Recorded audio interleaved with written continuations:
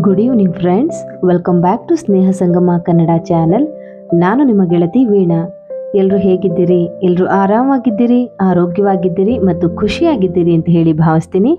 ಮತ್ತು ನೀವೆಲ್ಲ ಯಾವಾಗಲೂ ತುಂಬ ಚೆನ್ನಾಗಿರಬೇಕು ಅಂತ ಹಾರೈಸ್ತೀನಿ. ಇಂದಿನ ಈ ವ್ಲಾಗ್ನಲ್ಲಿ ನಾನು ನಿಮಗೋಸ್ಕರ ಒಂದು ಆಡಿಯೋ ಬುಕ್ಕನ್ನು ತಂದಿದ್ದೀನಿ. ನಿಮ್ಮೆಲ್ಲರ ಮೆಚ್ಚಿನ ಲೇಖಕರಾದ ಪೂರ್ಣಚಂದ್ರ ತೇಜಸ್ವಿಯವರ ಪರಿಸರದ ಕತೆ ಪುಸ್ತಕದಿಂದ ಆಯ್ದಂತಹ ಪ್ಯಾರಾನಿಗೆ ಸೈತಾನ್ ಕಾಟ ಅನ್ನುವಂತಹ ಲೇಖನವನ್ನ ವಾಚನ ಮಾಡ್ತಾ ಇದ್ದೇನೆ. ಸಾಹಿತ್ಯಾಸಕ್ತರೆಲ್ಲರಿಗೂ ತೇಜಸ್ವಿಯವರ ಬಗ್ಗೆ ಗೊತ್ತೇ ಇರುತ್ತೆ. ಪ್ಯಾರ ಅವರ ಮನೆ ಕೆಲಸ ಕಾರ್ಯಗಳನ್ನ ನೋಡ್ಕೊಳ್ತಾ ಇದ್ದಂತಹ ಹುಡುಗ. ಪ್ಯಾರನೊಂದಿಗೆ ನಡೆದಂತಹ ಒಂದು ಪ್ರಸಂಗವನ್ನ ತೇಜಸ್ವಿಯವರು ಈ ಲೇಖನದಲ್ಲಿ ಬಹಳ ಗಂಭೀರವಾಗಿ ನಿರೂಪಿಸಿದ್ದಾರೆ. ಆದರೆ ಓದ್ತಾ ಇರೋರಿಗೆ ನಗು ತಡೆಯೋಕೆ ಆಗಲ್ಲ. ಈ ಲೇಖನದಲ್ಲಿ ಬರುವಂತಹ ಕಿವಿ, ಇದು ತೇಜಸ್ವಿಯವರು ಸಾಕಿಕೊಂಡಿದ್ದಂತಹ ನಾಯಿಯ ಹೆಸರು. ನೀವು ಈ ಲೇಖನವನ್ನ ಕೇಳಿ ಎಂಜಾಯ್ ಮಾಡಬೇಕು ಅಂತಂದ್ರೆ ಗೊತ್ತಲ್ವಾ ರೂಲ್ಸ್. ಕೇಳುವಿಕೆಯಲ್ಲಿ ಸಂಪೂರ್ಣವಾಗಿ ತಲ್ಲೀನರಾಗಬೇಕು ಮತ್ತು ಕೇಳ್ತಾ ಇರುವಂತಹ ದೃಶ್ಯಗಳನ್ನ ನಿಮ್ಮ ಮನೋಭೂಮಿಕೆಯಲ್ಲಿ ಚಿತ್ರಿಸ್ಕೊಳ್ಬೇಕು. ನೀವೇ ಅಲ್ಲಿ ನಿಂತು ಆ ದೃಶ್ಯಗಳನ್ನ ನೋಡ್ತಾ ಇದ್ದೀರೇನೋ ಅನ್ನುವ ಮಟ್ಟಕ್ಕೆ ಕಥೆಯಲ್ಲಿ ಲೀನರಾಗಬೇಕು. ಓಕೆ, ಸಿದ್ಧರಾಗಿದ್ದೀರಿ ಅಲ್ವಾ? ಬನ್ನಿ, ಪ್ಯಾರಾನಿಗೆ ಸೈತಾನ್ ಹೇಗೆ ಕಾಟ ಕೊಡ್ತು ಅಂತ ಹೇಳಿ ನೋಡೋಣ. ಪ್ಯಾರಾನಿಗೆ ಓತಿ ಕ್ಯಾತಗಳನ್ನು ಕಂಡರೆ ಆಗುತ್ತಿರಲಿಲ್ಲ. ನಾವು ಕಾಡಿನಲ್ಲಿ ಓಡಾಡುತ್ತಿರಬೇಕಾದರೆ ಗಿಡಗಳ ಮೇಲೋ ಕಲ್ಲು ಬಂಡೆಗಳ ಮೇಲೋ ಅವು ತಲೆ ಮೇಲೆ ಕೆಳಗೆ ಮಾಡುತ್ತಾ ಕುಳಿತಿರುವುದನ್ನು ನೋಡಿದರೆ ನಸ್ಲಿ ಹರಾಮ್ ಎಂದು ಬೈಯುತ್ತಾ ಕಲ್ಲು ತಗೊಂಡು ಅದನ್ನು ಅಟ್ಟಿಸಿಕೊಂಡು ಹೋಗುತ್ತಿದ್ದ. ಅಡಗಲು, ಗಿಡಗಂಟೆಗಳು, ದೊಡ್ಡ ದೊಡ್ಡ ಮರಗಳು ಸಮೃದ್ಧವಾಗಿದ್ದ ಕಾಡಿನಲ್ಲಿ ಈ ಚುರುಕಿನ ಓತಿ ಕ್ಯಾತಗಳು ಅವನ ಕೈಗೆ ಸಿಕ್ಕಿಕೊಂಡಿದ್ದನ್ನ ನಾನು ಒಮ್ಮೆಯೂ ನೋಡಲಿಲ್ಲ. ಪ್ಯಾರ ಎಷ್ಟೇ ಜಾಗ್ರತೆಯಿಂದ ಪ್ರಯತ್ನಿಸಿದರೂ ಅವು ಸಂದುಗೊಂದುಗಳಲ್ಲಿ ನುಗ್ಗಾಡಿ ಕೊನೆಗೆ ಎತ್ತರದ ಮರಗಳನ್ನ ಹತ್ತಿಯೋ ಅಥವಾ ಬಂಡೆಗಳ ಬಿರುಕಿನೊಳಗೆ ಅಡಗಿಯೋ ಪ್ಯಾರನಿಗೆ ಕೈಕೊಟ್ಟು ಬಿಡುತ್ತಿದ್ದವು. ಪ್ಯಾರನ ಜೊತೆ ಸೇರಿಕೊಂಡು ಕಿವಿ ಸಹ ಈ ಓತಿ ಕ್ಯಾತಗಳನ್ನು ಪರಮ ವೈರಿಗಳೆಂದು ತಿಳಿದು ಓಡಿಸುತ್ತಿತ್ತು. ವಿಷಪ್ರಾಣಿ ಸಹ ಅಲ್ಲದ, ಕಚ್ಚಲು ಹಲ್ಲುಗಳೂ ಸಹ ಇಲ್ಲದ ಇದರ ಮೇಲೆ ಏಕೆ ಇವನಿಗೆ ಇಷ್ಟೊಂದು ಸಿಟ್ಟು ಎಂದು ಯೋಚಿಸಿ ಒಮ್ಮೆ ಅವನನ್ನೇ, ಯಾಕೋ ಪ್ಯಾರ, ನಿನಗೆ ಅದರ ಮೇಲೆ ಅಷ್ಟೊಂದು ಸಿಟ್ಟು ಎಂದು ಕೇಳಿದೆ. ಅವನು ಅದಕ್ಕೆ ಒಂದು ಪುರಾಣವನ್ನೇ ಹೇಳಿದ. ಅದು ನಡೆದದ್ದು ಇಲ್ಲಿ ಅಲ್ಲ, ಎಷ್ಟೋ ಹಿಂದೆ ಅರೇಬಿಯಾದಲ್ಲಿ. ಮುಸ್ಲಿಮರ ಅವತಾರ ಪುರುಷ ಪ್ರವಾದಿ ಮಹಮ್ಮದರು ಶತ್ರು ಸೈನಿಕರಿಂದ ತಪ್ಪಿಸಿಕೊಂಡು ಮೆಕ್ಕಾದಿಂದ ಮದೀನಾಕ್ಕೋ ಅಥವಾ ಮದೀನಾದಿಂದ ಮೆಕ್ಕಾಕ್ಕೋ ಓಡಿ ಹೋಗುತ್ತಿದ್ದರಂತೆ. ಶತ್ರು ಸೈನಿಕರು ಅವರನ್ನ ಬೆನ್ನಟ್ಟಿದ್ರು. ಮಹಮ್ಮದರು ಅವರಿಂದ ತಪ್ಪಿಸಿಕೊಳ್ಳಲು ಅರೇಬಿಯಾದ ಪರ್ವತಗಳಲ್ಲಿದ್ದ ಯಾವುದೋ ಒಂದು ಗುಹೆಯೊಳಗೆ ಹೊಕ್ಕು ತಲೆ ತಪ್ಪಿಸಿಕೊಂಡ್ರು. ಶತ್ರು ಸೈನಿಕರು ಮಹಮ್ಮದರನ್ನು ಹುಡುಕುತ್ತಾ ಆ ಗುಹೆಯ ಬಳಿಗೆ ಬಂದರು. ಆಗ ಗುಹೆಯ ಬಾಯಿಯ ಬಳಿ ಬಂಡೆಯೊಂದರ ಮೇಲೆ ಕುಳಿತಿದ್ದ ಓತಿ ಕ್ಯಾತ ಸೈನಿಕರತ್ತ ತಿರುಗಿ ಮೇಲೆ ಕೆಳಗೆ ತಲೆಯಾಡಿಸಿ ಮಹಮ್ಮದರು ಇಲ್ಲೇ ಇದ್ದಾರೆ ಎಂದು ಸೈನಿಕರಿಗೆ ಸೂಚಿಸಿತು. ಶತ್ರು ಸೈನಿಕರು ಕತ್ತಿ ಹಿರಿದು ಮಹಮ್ಮದರನ್ನು ಕತ್ತರಿಸಲು ಹುಡುಕತೊಡಗಿದರು. ಆಗ ಒಂದು ಜೇಡ್ರ ಹುಳು ಬೇಗ ಬೇಗ ಪ್ರವಾದಿ ಮಹಮ್ಮದರು ಅಡಗಿಕೊಂಡಿದ್ದ ಗುಹೆಯ ಬಾಯಿಗೆ ಅಡ್ಡಲಾಗಿ ಬಲೆ ನೇಯ್ದು ಬಿಟ್ಟಿತು. ಸೈನಿಕರು ಗುಹೆಯ ಬಾಯಿಯ ಬಳಿಗೆ ಬಂದು ನೋಡಿದಾಗ ಅಡ್ಡ ಜೇಡರ ಬಲೆ ಇದ್ದುದರಿಂದ ಹಾಗಾದರೆ ಯಾರೂ ಗುಹೆಯೊಳಗೆ ಹೋಗಿರಲಾರರು ಎಂದು ಯೋಚಿಸಿ ಹಿಂದಿರುಗಿದರು. ಅಂತೂ ಜೇಡರ ಹುಳುವಿನ ಸಕಾಲಿಕ ಸಹಾಯದಿಂದ ಮಹಮ್ಮದರ ಜೀವ ಉಳಿಯಿತು. ಹಾಗಾಗಿ ಪ್ಯಾರ ಜೇಡರ ಹುಳುಗಳನ್ನ ಹೊಗಳುತ್ತಾ ಓತಿ ಕ್ಯಾತಗಳನ್ನ ನಸ್ಲಿ ಹರಾಮ್ ಎಂದು ಬೈಯುತ್ತಿದ್ದ.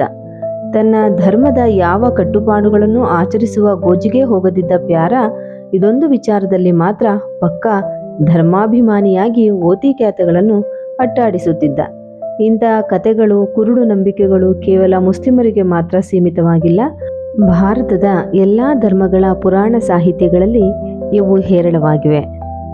ಕೈಲಾಸದ ಶಿವ ಗಣಪತಿಗೆ ಆನೆ ತಲೆಯನ್ನು ಜೋಡಿಸಿದನೆಂದು ಆ ಆನೆ ತಲೆಯ ಗಣಪತಿಗೆ ಮೂಗಿಲಿ ವಾಹನವೆಂದು ಕಥೆಯಿಲ್ಲವೇ?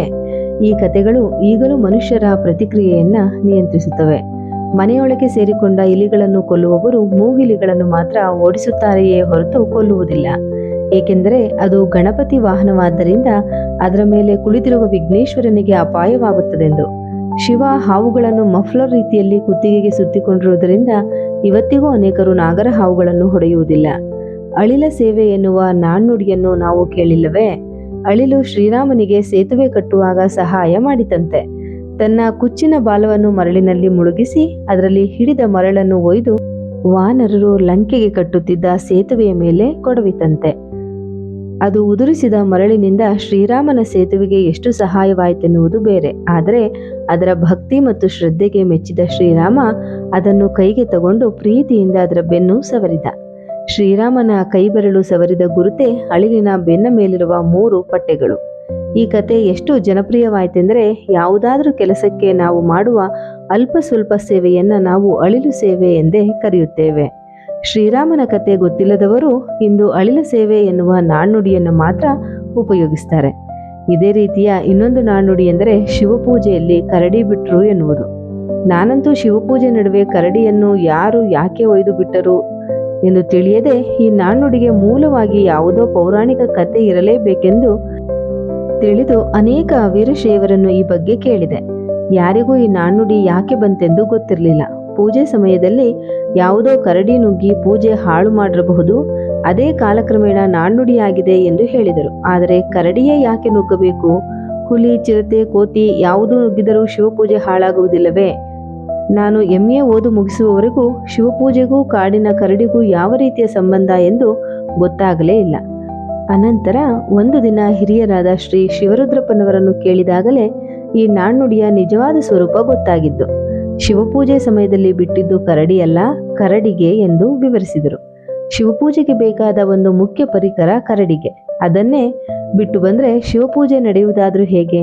ಆದರೆ ಶಿವಪೂಜೆಯ ಈ ತಾಂತ್ರಿಕ ತಿಳುವಳಿಕೆ ಇಲ್ಲದ ಜನರು ಈ ನಾಣ್ಣುಡಿಯನ್ನು ಕೊಂಚ ತಿದ್ದುಪಡಿ ಮಾಡಿ ಕರಡಿಗೆಯನ್ನು ಕರಡಿ ಮಾಡಿದರು.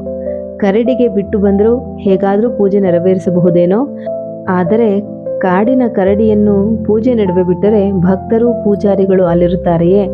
ಸಾಕ್ಷಾತ್ ಶಿವನೇ ಪೂಜೆ ಮಾಡಿಸಿಕೊಳ್ಳಲು ಅಲ್ಲಿದ್ದರೂ ಸಹ ಭಕ್ತರೆಲ್ಲರೂ ಪರಾರಿ ಕೇಳುವುದರಲ್ಲಿ ಅನುಮಾನವೇ ಇಲ್ಲ. ಶಿವಪೂಜೆ ಹಾಳು ಮಾಡಲು ಕರಡಿಗೆ ಬಿಟ್ಟು ಬರುವುದಕ್ಕಿಂತ ಕರಡಿ ಕರೆದೊಯ್ಯುವುದು ಇನ್ನೂ ಒಳ್ಳೆಯ ವಿಧಾನ. ಈ ನಾಣ್ಣುಡಿಯ ಮೂಲ ಉದ್ದೇಶವನ್ನ ಈ ತಿದ್ದುಪಡಿ ಇನ್ನೂ ಯಶಸ್ವಿಯಾಗಿ ಪ್ರತಿನಿಧಿಸುವುದರಿಂದ ಶಿವಪೂಜೆ ಸಮಯದಲ್ಲಿ ಕರಡಿ ಬಿಟ್ಟಂತೆ ಎನ್ನುವುದು ಹೆಚ್ಚು ಜನಜನಿತವಾಗಿ ಕರಡಿ ತಲೆ ಮೇಲೆ ಶಿವಪೂಜೆ ಹಾಳು ಮಾಡಿದ ಅಪಕೀರ್ತಿ ಬಂತು. ಅನೇಕ ಲಿಂಗಾಯತರು ಇವತ್ತಿಗೂ ಕರಡಿಯನ್ನ ಸಿಟ್ಟಿನಿಂದಲೇ ನೋಡ್ತಾರೆ. ಈ ರೀತಿ ಅನೇಕ ವೇಳೆ ಪ್ರಾಣಿ ಮತ್ತು ಸಸ್ಯಗಳಿಗೆ ಸಂಬಂಧಿಸಿದ ಕಥೆಗಳು ನಿಧಾನವಾಗಿ ಜನಗಳ ಮನಸ್ಸಿನಿಂದ ಅಳಿಸಿಯೇ ಹೋದರೂ ಅವುಗಳ ಮೇಲಿನ ಪ್ರೀತಿಯೋ ಕೋಪವೋ ನಿಷ್ಕಾರಣವಾಗಿ ಜನರ ಮನಸ್ಸಿನಲ್ಲಿ ಉಳಿದೇ ಬರುತ್ತದೆ. ಗೂಬೆಯನ್ನು ಯುರೋಪಿನ ಸಾಹಿತ್ಯದಲ್ಲಿ ಕಾಡಿನ ವೃದ್ಧ ಮತ್ತು ಜ್ಞಾನಿಯನ್ನಾಗಿ ವರ್ಣಿಸಿದರೆ ಭಾರತೀಯರಿಗೆ ಗೂಬೆ ಅಪಶಕುನ, ಸಾವಿನ ಸಂಕೇತ. ಗೂಬೆ ಯಾರ ಮನೆಯ ಮೇಲಾದರೂ ಕುಳಿತು ಕೂಗಿದರೆ ಆ ದುಶ್ಶಕುನದ ಪರಿಹಾರವಾಗಿ ಆತ ಅನೇಕ ಹೋಮ ಹವನಗಳನ್ನು, ಸತ್ಯನಾರಾಯಣ ಪೂಜೆಯನ್ನು ಪ್ರಾಯಶ್ಚಿತ್ತ ರೂಪವಾಗಿ ಮಾಡಬೇಕೆಂಬುದು ಪಂಚಾಂಗದಲ್ಲಿ ಹೇಳಿದೆ. ಇದೇ ರೀತಿ ಬೆಕ್ಕು ಸಹ ಬೆಕ್ಕಿನ ಮುಖ ನೋಡಿದರೆ ಅಪಶಕುನವೆಂದು, ನರಿಯ ಮುಖ ನೋಡಿದರೆ ಶುಭಶಕುನವೆಂದು ಜನರು ನಂಬುತ್ತಾರೆ. ಯಾವುದಾದರೂ ಶುಭ ಕಾರ್ಯಕ್ಕೆ ಹೋಗುವಾಗ ಬೆಕ್ಕು ಅಡ್ಡ ಹೋದರೆ ಮುಗಿದೇ ಹೋಯಿತು, ಮದುವೆ ಮುಂಜಿಗಳೇ ನಿಂತು ಹೋಗುತ್ತವೆ. ಈ ರೀತಿಯ ಅಪಕೀರ್ತಿ ಬೆಕ್ಕಿಗೆ ತಗುಲಿಕೊಳ್ಳಲು ಕಾರಣವೇನೋ ಗೊತ್ತಿಲ್ಲ. ಯಾವ ನಮ್ಮ ಪುರಾಣ ಪುರುಷನಿಗೆ ಬೆಕ್ಕು ದ್ರೋಹ ಬಗೆಯಿತೋ? ಆ ಕತೆ ಈಗ ಜನರ ಮನಸ್ಸಿನಿಂದ ಸಂಪೂರ್ಣವಾಗಿ ಅಳಿಸಿ ಹೋಗಿದ್ದರೂ ಬೆಕ್ಕಿನ ತಲೆಗೆ ಕಟ್ಟಿರುವ ಕಳಂಕ ಮಾತ್ರ ಶಾಶ್ವತವಾಗಿ ಉಳಿದಿದೆ. ಕೆಲವು ಬಾರಿ ಯಾವುದೇ ಕತೆ ದೃಷ್ಟಾಂತಗಳ ಹಿನ್ನೆಲೆ ಇಲ್ಲದಿದ್ರೂ ಕೆಲವು ಪ್ರಾಣಿಗಳ ನಡವಳಿಕೆ, ಜೀವನ ಕ್ರಮಗಳ ದೆಸೆಯಿಂದ ಅವುಗಳ ಬಗ್ಗೆ ದುರಭಿಪ್ರಾಯ ಉಂಟಾಗುವುದನ್ನು ನೋಡಬಹುದು. ಗೂಬೆ ಮತ್ತು ಉಡಗಳು ಸಾಧಾರಣವಾಗಿ ಪಾಳು ದೇಗುಲಗಳಲ್ಲಿ, ಹಾಳು ಬಿದ್ದ ಕೋಟೆಗಳಲ್ಲಿ ವಾಸ ಮಾಡುತ್ತವೆ. ಈ ಪ್ರಾಣಿಗಳು ರಾತ್ರಿ ಆಹಾರ ಅನ್ವೇಷಣೆ ಮಾಡುವ ನಿಶಾಚರ ಜೀವಿಗಳು. ಬಿಸಿ ರಕ್ತದ ಪ್ರಾಣಿಗಳಿಂದ ಹೊರಹೊಮ್ಮುವ ಇನ್ಫ್ರಾರೆಡ್ ವಿಕಿರಣವನ್ನ ಇವುಗಳ ಕಣ್ಣುಗಳು ಗ್ರಹಿಸುವಷ್ಟು ಸೂಕ್ಷ್ಮವಾಗಿವೆ. ಆದ್ದರಿಂದ ಇವು ರಾತ್ರಿ ಹೊತ್ತು ಚೆನ್ನಾಗಿ ನೋಡಬಲ್ಲವು ಮತ್ತು ಬೇಟೆಯಾಡಬಲ್ಲವು. ರಾತ್ರಿಯೆಲ್ಲ ಎಚ್ಚರಿದ್ದು ಹೊಟ್ಟೆಪಾಡು ನೋಡಬೇಕಾಗಿರುವ ಇವು ಬೆಳಗ್ಗೆ ಎಲ್ಲಾದರೂ ಏಕಾಂತದಲ್ಲಿ ಕುಳಿತು ನಿದ್ದೆ ಮಾಡುತ್ತವೆ. ಗಲಾಟೆ ಗಡಿಬಿಡಿಗಳಿಲ್ಲದ ಏಕಾಂತ ಸ್ಥಳವೆಂದರೆ ಹಾಳು ದೇಗುಲಗಳು, ಬೀಳು ಕಟ್ಟಡಗಳೇ. ಆದ್ದರಿಂದಲೇ ಬಾವಲಿಗಳು, ಗೂಬೆಗಳು, ಉಡಗಳು ಸಾಧಾರಣವಾಗಿ ಅಲ್ಲಿ ಹೋಗಿ ಸೇರಿಕೊಳ್ಳುತ್ತವೆ. ಈ ಪ್ರಾಣಿಗಳ ಈ ಅಭ್ಯಾಸದಿಂದ ಜನರ ಮನಸ್ಸಿನಲ್ಲಿ ಇವು ಹಾಳಿಗೂ ನಾಶಕ್ಕೂ ಸಂಕೇತಗಳಾಗಿವೆ. ಇವೇನಾದರೂ ಜನವಸತಿ ಇರುವಲ್ಲಿಗೆ ಬಂದರೆ ದೊಡ್ಡ ಅಪಶಕುನಗಳೆಂದು ಬಗೆಯುತ್ತಾರೆ. ತಮ್ಮ ಮನೆ ಮತ್ತು ಊರುಗಳು ಮುಂದೆ ನಾಶವಾಗಿ ಹಾಳು ಬೀಳುವುದನ್ನು ಸೂಚಿಸಲು ಇವು ಇಲ್ಲಿಗೆ ಬಂದಿವೆ ಎಂದೇ ತಿಳಿಯುತ್ತಾರೆ. ವಾಸ್ತವವಾಗಿ ಹಾಳು ಬಿದ್ದ ಮೇಲೆ ಈ ಪ್ರಾಣಿಗಳು ಆ ಕಟ್ಟಡಗಳಿಗೆ ಹೋಗಿ ಸೇರಿಕೊಂಡಿದ್ದೇ ಹೊರತು ಅವು ಹೋಗಿದ್ದರಿಂದ ಯಾವ ದೇವಾಲಯವಾಗಲಿ ಕೋಟೆಯಾಗಲಿ ಹಾಳು ಬೀಳುವುದಿಲ್ಲ. ನನಗಂತೂ ಈ ಶಕುನಗಳಲ್ಲಿ ನಂಬಿಕೆ ಇಲ್ಲೆಂದೇ ಪ್ರತ್ಯೇಕವಾಗಿ ಸ್ಪಷ್ಟಪಡಿಸುವ ಅವಶ್ಯಕತೆ ಏನಿಲ್ಲ. ಏಕೆಂದರೆ ಪ್ರಾಣಿಗಳಿಗೂ ಗಿಡಮರಗಳಿಗೂ ಮನುಷ್ಯನ ಮೇಲೆ ದ್ವೇಷವೂ ಇಲ್ಲ, ಪ್ರೀತಿಯೂ ಇಲ್ಲವೆನ್ನುವುದು ವೈಜ್ಞಾನಿಕ ಸತ್ಯ. ಆದರೂ ಈ ರೀತಿಯ ಕುರುಡು ನಂಬಿಕೆಗಳು ನೆಗಡಿ ಕೆಮ್ಮುಗಳ ರೀತಿ ಅಂಟು ಜಾಡಿಯ ಇದ್ದ ಹಾಗೆ. ನಾನು ಮೊದಲೆಲ್ಲ ಬೆಕ್ಕು ಕಾಣಲಿ ಗೂಬೆ ಕೂಗಲಿ ಅದನ್ನು ವಿಶೇಷವಾಗಿ ಗಮನಿಸುತ್ತಲೂ ಇರಲಿಲ್ಲ. ಆದರೆ ಬೆಕ್ಕು ಅಡ್ಡ ಹೋದರೆ ಸಾಕು, ಅಯ್ಯಯ್ಯೋ ಎಂಥ ಕೆಲಸ ಆಯಿತು ಎಂದು ಅಕ್ಕಪಕ್ಕದವರು ತಲೆ ಚಚ್ಚಿಕೊಳ್ಳುವುದನ್ನು ನೋಡಿ ನೋಡಿ ಈಗ ಅಕಸ್ಮಾತ್ ನನಗೆ ಬೆಕ್ಕು ಅಡ್ಡ ಹೋದರೆ ಒಂದು ಕ್ಷಣವಾದರೂ ತತ್ ಅನ್ನಿಸಿಯೇ ಬಿಡುತ್ತೆ. ಇದಕ್ಕೆ ಯಾವ ಪ್ರಾಮುಖ್ಯತೆಯೂ ಇಲ್ಲವೆಂದು ಅದನ್ನು ಉಪೇಕ್ಷಿಸಿ ನನ್ನ ಪಾಡಿಗೆ ನಾನು ಹೋಗುತ್ತೇನಾದರೂ ಇದರ ಪರಿವೇ ಇಲ್ಲದ ನನಗೂ ಒಂದು ಕ್ಷಣ ಥತ್ ಎನಿಸುವಂತೆ ಮಾಡಿರುವುದು ಕುರುಡು ನಂಬಿಕೆಗಳು ಎಂಥ ಸಾಂಕ್ರಾಮಿಕ ಜಾಡಿಗಳೆನ್ನುವುದನ್ನು ತೋರಿಸುತ್ತೆ. ನನಗೆ ಹೀಗಾದರೆ ಇನ್ನು ನಿರಕ್ಷರ ಕುಕ್ಷಿಯಾದ ಪ್ಯಾರ ಓತಿಕ್ಯಾತದ ಮೇಲೆ ದ್ವೇಷ ಸಾಧನೆ ಮಾಡಿದ್ದರಲ್ಲಿ ಆಶ್ಚರ್ಯವೇನಿಲ್ಲ. ನಮ್ಮದು ಹಿಂದೂ ಕುರುಡು ನಂಬಿಕೆ, ಅವನದು ಮುಸ್ಲಿಂ ಕುರುಡು ನಂಬಿಕೆ ಅಷ್ಟೇ. ಪ್ಯಾರ ಓತಿಕ್ಯಾತಗಳನ್ನು ಅಡ್ಡಾಡಿಸುವುದಕ್ಕೆ ನಾನೇನೂ ಹೇಳಲಿಲ್ಲ. ಓತಿಕ್ಯಾತಗಳೇನು ನನಗೆ ಪೂಜ್ಯ ಪ್ರಾಣಿಗಳಾಗಿರಲಿಲ್ಲ. ಓಡಿ ಹೋಗಿ ತಮ್ಮ ಜೀವ ರಕ್ಷಣೆಯನ್ನ ತಾವೇ ಮಾಡಿಕೊಳ್ತಾ ಇದ್ದಿದ್ರಿಂದ ಅವಕ್ಕೇನು ನನ್ನ ರಕ್ಷಣೆಯ ಅಗತ್ಯ ಇರಲಿಲ್ಲ. ಮನೆ ಹತ್ತಿರ ಬಂದ ಓತಿಕ್ಯಾತಗಳನ್ನ ಕಿವಿ ಅಟ್ಟಿದಾಗ ಮಾತ್ರ ಅವು ಹೂವಿನ ಕುಂಡಗಳ ನಡುವೆ ನುಸುಳಿ ಅವುಗಳ ಜೊತೆ ಕಿವಿಯು ನುಗ್ಗಿ ಕುಂಡಗಳು ಬಿದ್ದು ಒಡೆಯುತ್ತಿದ್ದವು. ಪ್ಯಾರನ ಕುರುಡು ನಂಬಿಕೆ ದೆಸೆಯಿಂದ ಆದ ಅತಿ ಹೆಚ್ಚಿನ ತೊಂದರೆ ಎಂದರೆ ಇದೊಂದೇ ಅಲ್ಲಿಯವರೆಗೆ. ಆದರೆ ಪ್ಯಾರ ಈ ಕುರುಡು ನಂಬಿಕೆ ದೆಸೆಯಿಂದ ಒಮ್ಮೆ ಬಹಳ ದೊಡ್ಡ ತೊಂದರೆಗೆ ಸಿಕ್ಕಿಕೊಂಡ. ಅಲ್ಲಿಯವರೆಗೂ ಓತಿಕ್ಯಾತಗಳು ಬರೇ ನಮಕ್ ಹರಾಮ್ ಎಂದು ತಿಳಿದಿದ್ದ ಅವನಿಗೆ ಅವುಗಳು ನಿಜಕ್ಕೂ ಸೈತಾನ್ ಎಂದು ಮನವರಿಕೆಯಾಗಿ ಅವುಗಳ ಹತ್ತಿರ ಸುಳಿಯುವುದನ್ನೇ ಬಿಟ್ಟುಬಿಟ್ಟ. ಜನ್ನಾಪುರದಿಂದ ನಮ್ಮೂರಿಗೆ ಬರುತ್ತಾ ಮಧ್ಯೆ ಸಿಕ್ಕುವಂತಹ ನಿಡುಗೋಡು ಊರಿನ ಹಿಂದೆ ಒಂದು ವಿಸ್ತಾರವಾದಂತಹ ಬಯಲಿದೆ. ಆ ಬಯಲಿನಲ್ಲಿ ಯಾವುದೇ ಕುರುಚಲು ಪೊದೆಗಳಾಗಲಿ ಮರಗಳಾಗಲಿ ಇಲ್ಲ. ಆ ಬಯಲಿನಲ್ಲಿ ಹೋಗುವಾಗೆಲ್ಲ ಅಲ್ಲಿದ್ದ ಒಂದು ಹುತ್ತದ ನೆತ್ತಿಯ ಮೇಲೆ ಕೆಂಪು ಮೂತಿಯ ಓತಿಕ್ಯಾತ ತಲೆ ಮೇಲೆ ಕೆಳಗೆ ಆಡಿಸುತ್ತಾ ಕಿವಿಯನ್ನು ಪ್ಯಾರನನ್ನು ರೇಗಿಸುತ್ತಿತ್ತು. ಇವರು ಯಾವಾಗ ಅದನ್ನು ಅಟ್ಟಿಸಿಕೊಂಡು ಹೋದರೂ ಅದು ವೇಗವಾಗಿ ಓಡಿ ಹೋಗಿ ಹುತ್ತದೊಳಗೆ ನುಗ್ಗಿ ಕುಳಿತು ಬಿಡುತ್ತಿತ್ತು. ಒಮ್ಮೆ ನಾವು ಆ ಬಯಲಿನಲ್ಲಿ ಬರುತ್ತಿರಬೇಕಾದ್ರೆ ಶಿಕಾರಿ ಮಂಜಪ್ಪ ಆ ಹುತ್ತವನ್ನ ಅಗೆಯುತ್ತಾ ಇದ್ದ. ನಾನು ಬಹುಶಃ ಅಡುಗೆ ಒಲೆ ಕಟ್ಟಲು ಹುತ್ತದ ಮಣ್ಣಿಗಾಗಿ ಅಗೆಯುತ್ತಿದ್ದಾನೆಂದು ತಿಳಿದು ಮುಂದುವರೆದೆ. ಆದರೆ ಮಂಜಪ್ಪ ನಮ್ಮನ್ನು ಕೂಗಿ ಕರೆದ. ಹತ್ತಿರ ಹೋಗಿ ನೋಡಿದಾಗ ಮಂಜಪ್ಪ ಬುಟ್ಟಿ ತುಂಬ ಕೋಳಿ ಮೊಟ್ಟೆ ಗಾತ್ರದ ಹುತ್ತದ ಅಣಬೆಗಳನ್ನ ತುಂಬಿಕೊಂಡಿದ್ದ. ಮಲೆನಾಡಿನಲ್ಲಿ ಮಳೆ ಆರಂಭವಾದ ಕೂಡಲೇ ಕೆಲವು ಹುತ್ತಗಳಲ್ಲಿ ಕೋಳಿ ಮೊಟ್ಟೆಯನ್ನೇ ಹೋಲುವ ಹುತ್ತದ ಅಣಬೆಗಳು ಏಳುತ್ತವೆ. ತಿನ್ನಲು ತುಂಬಾ ರುಚಿ ಇರುವ ಇವನ್ನು ಎಲ್ಲರೂ ಸಂಗ್ರಹಿಸುತ್ತಾರೆ. ಇನ್ನೂ ಹೊರಬರದೆ ಹುತ್ತದ ಒಳಗೆ ಇರುವ ಅಣಬೆಗಳಿಗಾಗಿ ಮಂಜಪ್ಪ ಗುದ್ದಲಿಯಿಂದ ಹುತ್ತವನ್ನೆಲ್ಲ ಅಗೆದು ನೆಲ ಸಮ ಮಾಡಿದ್ದ. ನಾವು ಹೋದಾಗ ನಮಗೂ ಅಣಬೆಗಳನ್ನು ಕೊಟ್ಟ. ಅವನ ಹತ್ತಿರ ಅಣಬೆಗಳನ್ನು ತೆಗೆದುಕೊಳ್ಳುವ ಗಡಿಬಿಡಿಯಲ್ಲಿ ನಮಗೆ ಆ ಹುತ್ತದೊಳಗೆ ಸೇರಿಕೊಂಡಿದ್ದ ಓತಿಕ್ಯಾತದ ವಿಷಯ ಮರೆತೇ ಹೋಗಿತ್ತು. ಅಣಬೆ ತೆಗೆದುಕೊಂಡು ಮನೆ ದಾರಿ ಹಿಡಿದ ನಾವು ಬಯಲಿನಲ್ಲಿ ಕೊಂಚ ದೂರ ಬಂದಿದ್ದೆವು. ಅಲ್ಲೇ ಹುಲ್ಲಿನೊಳಗೆ ಅಡಗಿಕೊಂಡಿದ್ದ ಓತಿಕ್ಯಾತ ಹೊರಬಿದ್ದು ಓಡತೊಡಗಿತು. ಅದು ಹೊರಗೆಲ್ಲೋ ಇರಬೇಕಾದರೆ ಮಂಜಪ್ಪ ಹುತ್ತ ಅಗೆದು ನೆಲಸಮ ಮಾಡಿದ್ದ. ಓತಿಕ್ಯಾತ ಹೊರಗೆ ಓಡಿದ ಕೂಡಲೇ ಪ್ಯಾರ ಅರರೇ ನಮಕ್ ಹರಾಮ್ ಎಂದು ಅದಕ್ಕೆ ಹೊಡೆಯಲು ಬಯಲಿನಲ್ಲಿ ಕಲ್ಲಿಗಾಗಿ ಹುಡುಕಾಡಿದ. ಆ ಬೋಳು ಬಯಲಿನಲ್ಲಿ ಅವನಿಗೆ ಓತಿಕ್ಯಾತ ಹೊಡೆಯಲು ಏನೂ ಕಾಣಲಿಲ್ಲ. ಕೊಂಚ ದೂರದಲ್ಲಿದ್ದ ಕಿವಿಯನ್ನು ಕೂಗಿ ಛೂ ಛೂ ಎನ್ನುತ್ತಾ ಬಯಲಿನಲ್ಲಿ ಅದರ ಹಿಂದೆ ಓಡಿದ. ಈ ಸಾರಿ ಓತಿಕ್ಯಾತ ನಿಜಕ್ಕೂ ತೊಂದರೆಗೆ ಸಿಕ್ಕಿತ್ತು. ಅದಕ್ಕೆ ಆ ಬಯಲಿನಲ್ಲಿ ಅಡಗಲು ಗಿಡ ಗಂಟೆಗಳಾಗಲಿ ಹತ್ತಲು ಮರವಾಗಲಿ ಇರಲಿಲ್ಲ. ಹುತ್ತದಲ್ಲಿ ಸೇರಿಕೊಳ್ಳಲು ಸಾಧ್ಯವಾಗದಂತೆ ಮಂಜಪ್ಪ ಅದನ್ನು ನೆಲಸಮ ಮಾಡಿ ಮುಚ್ಚಿದ್ದ. ಪ್ಯಾರನಿಗೆ ಓತಿಕ್ಯಾತದಷ್ಟು ವೇಗವಾಗಿ ಓಡಲು ಸಾಧ್ಯವಿಲ್ಲದಿದ್ರೂ ಕಿವಿಗೆ ಸಾಧ್ಯ ಇತ್ತು. ಪ್ಯಾರನ ಗಲಾಟೆ ನೋಡಿ ಓಡಿ ಬಂದ ಕಿವಿ ಓತಿಕ್ಯಾತ ಕಂಡು ಅಟ್ಟತೊಡಗಿದ ಕೂಡಲೇ ಪ್ಯಾರ ನಿಂತ. ಓತಿಕ್ಯಾತ ಸಾಕಷ್ಟು ವೇಗವಾಗಿ ಓಡುತ್ತಿತ್ತು. ಜೊತೆಗೆ ಕಿವಿ ಅದನ್ನು ಸಮೀಪಿಸಿದೊಡನೆ ಚಕ್ಕನೆ ದಿಕ್ಕು ಬದಲಿಸಿ ಓಡಿ ಕಿವಿಯನ್ನು ಸಾಕಷ್ಟು ದಣಿಸುತ್ತಿತ್ತು. ಆದರೆ ಶಾಶ್ವತವಾಗಿ ತಪ್ಪಿಸಿಕೊಳ್ಳಲು ಅದಕ್ಕೆ ಬಯಲಿನಲ್ಲಿ ಏನೂ ಇಲ್ಲದುದರಿಂದ ಕಿವಿಯ ಬಾಯಿಂದ ತಪ್ಪಿಸಿಕೊಳ್ಳಲು ಕೊನೆ ಪ್ರಯತ್ನವಾಗಿ ಓಡಿ ಬಂದು ಕಿವಿಯನ್ನು ಹುರಿದುಂಬಿಸುತ್ತಾ ನಿಂತಿದ್ದ ಪ್ಯಾರನ ಕಾಲುಗಳನ್ನೇ ಮರದೋಪಾದಿಯಲ್ಲಿ ಹತ್ತಿ ಚಡ್ಡಿ ಒಳಗೆ ನುಗ್ಗೇ ಬಿಟ್ಟಿತು. ಓತಿಕ್ಯಾತ ಹಠಾತ್ತನೆ ಮಾಯವಾದುದನ್ನು ನೋಡಿ ಮುಂದೇನೆಂದು ತಿಳಿಯದೆ ಕಿವಿ ಅತ್ತಿತ್ತ ಹುಡುಕಾಡಿತು. ಓತಿಕ್ಯಾತ ಪ್ಯಾರನ ಚಡ್ಡಿ ಒಳಗೆ ನುಗ್ಗಿದ್ದರ ಪರಿಣಾಮ ಮಾತ್ರ ಭೀಕರವಾಗಿತ್ತು. ಬಹುಶಃ ಓತಿಕ್ಯಾತ ಅವನ ಚಡ್ಡಿ ಒಳಗೆ ನುಗ್ಗಿ ಅಡಗಿಕೊಳ್ಳಲು ಪ್ರಶಸ್ತ ಜಾಗ ಹುಡುಕಾಡಿತೋ ಏನೋ. ಪ್ಯಾರ ತನ್ನ ಮರ್ಮಸ್ಥಾನಗಳಿಗೆ ಅದನ್ನೇನು ಕಚ್ಚಿಕೊಳ್ಳುತ್ತದೆ ಎಂದು ಊಹಿಸಿ ಕೈಯಲ್ಲಿದ್ದ ಅಣಬೆಗಳನ್ನು ಬಿಸಾಕಿ ಅಯ್ಯಯ್ಯೋ ಎಂದು ಆರ್ತನಾದ ಮಾಡುತ್ತಾ ದೆವ್ವ ಹಿಡಿದವನಂತೆ ಎರ್ರಾ ಬೆರ್ರಿ ಕುಣಿದ. ಕಿವಿಯಂತೂ ಅವನ ಚೀರಾಟಕ್ಕೂ ಕುಣಿತಕ್ಕೂ ಹೆದರಿ ದೂರವೇ ಹೋಯಿತು. ಓತಿಕ್ಯಾತ ಅಪಾಯಕಾರಿ ಪ್ರಾಣಿ ಅಲ್ಲವೆಂದು ಚೆನ್ನಾಗಿ ಗೊತ್ತಿದ್ದರಿಂದ ನನಗೇನು ಅಂತ ಗಾಬರಿ ಆಗಲಿಲ್ಲ. ಆದರೂ ಚಡ್ಡಿ ಒಳಗೆ ಸೇರಿಕೊಂಡಿದೆಯಲ್ಲ ಎಂದು ಗಡಿಬಿಡಿಯಾಯಿತು. ಚಡ್ಡಿ ಕೊಡುಕೋ ಅಂತ ಕೂಗಿದೆ. ಪ್ಯಾರನಿಗೆ ಹುಚ್ಚು ಹಿಡಿದಂತಾಗಿತ್ತು.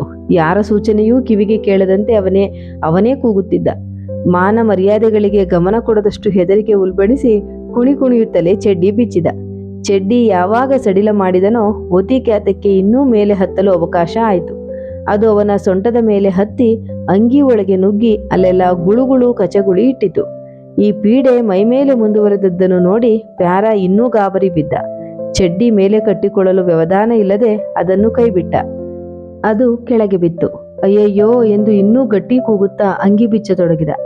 ತಾರಸ್ವರದಲ್ಲಿ ಸೂಚನೆಗಳನ್ನು ಕೂಗುತ್ತಿದ್ದ ನನ್ನನ್ನು, ಕಿರುಚಿಕೊಂಡು ಕುಣಿದಾಡುತ್ತಿದ್ದ ಪ್ಯಾರನನ್ನು ನೋಡಿ ಬುಟ್ಟಿ ಹೊತ್ತುಕೊಂಡು ಮನೆ ಕಡೆ ಹೊರಟಿದ್ದ ಮಂಜಪ್ಪ ಬುಟ್ಟಿ ಕೆಳಗಿಟ್ಟು ಏನೋ ಭಯಂಕರ ಅಪಾಯ ಸಂಭವಿಸಿದೆ ಎಂದು ತಿಳಿದು ಓಡಿ ಬಂದ. ಅವನು ಬರುವ ಹೊತ್ತಿಗೆ ಪ್ಯಾರ ಅಂಗಿ ಕಳಚಿ ಬರೀ ಬೆತ್ತಲಾಗಿ ನಿಂತಿದ್ದ. ಓತಿಕ್ಯಾತ ಪ್ಯಾರನ ತಲೆ ಮೇಲೆ ಹತ್ತಿ ಇದೇನೋ ರೆಂಬೆ ಕೊಂಬೆಗಳಿಲ್ಲದ ಮರ ಎಂದು ತಿಳಿಯಿತೋ ಏನೋ ಅಲ್ಲಿಂದ ಕೆಳಗೆ ಹಾರಿ ಓಡಿತು. ಮಂಜಪ್ಪ ಬಂದು ಗಾಬರಿಯಲ್ಲಿ ಏನಾಯ್ತು ಎಂದು ಕೇಳಿದ. ನಾನು ಓತಿಕ್ಯಾತ ಮೈಮೇಲೆ ಹತ್ತಿತು ಎಂದು ಹೇಳಿದೆ. ಮಂಜಪ್ಪ ನಗಲಾರಂಭಿಸಿದ. ಆದರೆ ನಾವು ಹೆಚ್ಚು ಹೊತ್ತು ನಗಲಾಗಲಿಲ್ಲ. ಪ್ಯಾರನ ತಲೆಯ ಮೇಲಿಂದ ನೆಗೆದು ಓಡುತ್ತಿದ್ದ ಓತಿಕ್ಯಾತ ಕೊಂಚ ದೂರ ಓಡುವುದರೊಳಗೆ ಮತ್ತೆ ಕಿವಿ ಕಣ್ಣಿಗೆ ಬಿತ್ತು. ಎಲ್ಲಾ ನಿನ್ನ ಸಿಕ್ಕಿದೆಯಾ ಎಂದು ಮತ್ತೆ ಕಿವಿ ಅದನ್ನು ಬೆನ್ನಟ್ಟಿತು. ಓತಿಕ್ಯಾತ ಅಲ್ಲಲ್ಲಿ ಓಡಾಡಿ ಕೊನೆಗೆ ಕಿವಿ ಬಾಯಿಯಿಂದ ತಪ್ಪಿಸಿಕೊಳ್ಳಲು ಅನ್ಯ ಮಾರ್ಗ ಕಾಣದೆ ಬಯಲಲ್ಲಿ ನಿಂತಿದ್ದ ನಮ್ಮ ಕಾಲುಗಳ ಕಡೆಗೆ ಓಡಿ ಬಂತು. ಅಯ್ಯಯ್ಯೋ ಮತ್ತೆ ಬಂದು ಸೈತಾನ್ ಎಂದು ಕೂಗುತ್ತಾ ಕೆಳಗೆ ಬಿದ್ದಿದ್ದ ಅಂಗಿ ಚಡ್ಡಿಗಳನ್ನು ಎತ್ತಿಕೊಂಡು ಪ್ಯಾರ ಬರೀ ಬೆತ್ತಲೆ ಓಡತೊಡಗಿದ. ನನ್ನ ಪ್ಯಾಂಟಿನೊಳಗೆ ನುಗ್ಗಿದರೆ ಏನು ಗತಿ ಎಂದು ನನಗೆ ಗಾಬರಿಯಾಯಿತು. ಪ್ಯಾರನ ಹಿಂದೆ ನಾನು, ನನ್ನ ಹಿಂದೆ ಶಿಕಾರಿ ಮಂಜಪ್ಪನು ಓಡತೊಡಗಿದೆವು. ಬೆಳಗ್ಗೆ ಎದ್ದು ಗರಿಗರಿ ಪಂಚೆ ಉಟ್ಟುಕೊಂಡು ಬಸ್ಸಿಗೆ ಹೊರಟಿದ್ದ ಅಣ್ಣೇಗೌಡರು ನಾವಿಬ್ಬರು ಬೆತ್ತಲೆ ಹುಡುಗನೊಬ್ಬನನ್ನು ಅಟ್ಟಿಸಿಕೊಂಡು ಓಡಿ ಬರುತ್ತಿರುವುದನ್ನು ನೋಡಿ ದಿಗ್ಭ್ರಾಂತರಾಗಿ ನಿಂತರು. ಅವರಿಗೆ ತಾವು ಓಡಬೇಕೋ ಅಥವಾ ಹುಡುಗನನ್ನು ಹಿಡಿಯಬೇಕೋ ತಿಳಿಯಲಿಲ್ಲ. ಅವರ ಬಳಿಗೆ ತಲುಪುವಷ್ಟರಲ್ಲಿ ಬೆನ್ನ ಹಿಂದೆ ಓತಿಕ್ಯಾತ ಇರಲಿಲ್ಲ. ಅದೆಲ್ಲೋ ಮಧ್ಯೆ ಅಡ್ಡದಾರಿ ಹಿಡಿದು ಓಡಿರಬೇಕು. ಒಂದೆರಡು ನಿಮಿಷದ ನಂತರ ಕಿವಿಯೂ ಬಂತು. ಮೂಢರಂತೆ ನಿಂತು ನೋಡುತ್ತಿದ್ದ ಅಣ್ಣೇಗೌಡರಿಗೆ ಆದುದೇನೆಂದು ವಿವರಿಸಿದಾಗ ಅವರು ಬಿದ್ದು ನಕ್ಕರು. ಇನ್ನೂ ಬೆತ್ತಲೆ ನಿಂತು ಸುಧಾರಿಸಿಕೊಳ್ಳುತ್ತಿದ್ದ ಪ್ಯಾರನಿಗೆ ಚಡ್ಡಿ ಹಾಕೊಳ್ಳೋ ಮಾರಾಯ, ಬೆಳಗ್ಗೆ ಎದ್ದು ನಿನ್ನ ಮುಕುಳಿ ದರ್ಶನ ಆಗಿದೆ, ಏನೇನು ಗ್ರಹಚಾರ ಕಾದಿದೆಯೋ ನಮಗೆ ಎಂದು ಮಂಜಪ್ಪ ಬೈದ. ಇಲ್ಲಿಗೆ ಪ್ಯಾರನಿಗೆ ಸೈತಾನ್ ಕಾಟ ಈ ಒಂದು ಲೇಖನ ಮುಕ್ತಾಯವಾಯಿತು. ಈ ಒಂದು ನಗೆ ಲೇಖನ, ಹಾಸ್ಯದ ಲೇಖನ ತಮ್ಮೆಲ್ಲರಿಗೂ ಕೂಡ ಇಷ್ಟವಾಯಿತು ಅಂತ ಹೇಳಿ ಭಾವಿಸ್ತೀನಿ. ಇಷ್ಟ ಆಗಿದ್ರೆ ವಿಡಿಯೋವನ್ನು ಲೈಕ್ ಮಾಡಿ, ಸಾಹಿತ್ಯ ಆಸಕ್ತರಿಗೆ ಶೇರ್ ಮಾಡಿ, ನಿಮ್ಮ ಅಭಿಪ್ರಾಯಗಳನ್ನು ಕಮೆಂಟ್ ಬಾಕ್ಸ್ನಲ್ಲಿ ತಿಳಿಸಿ.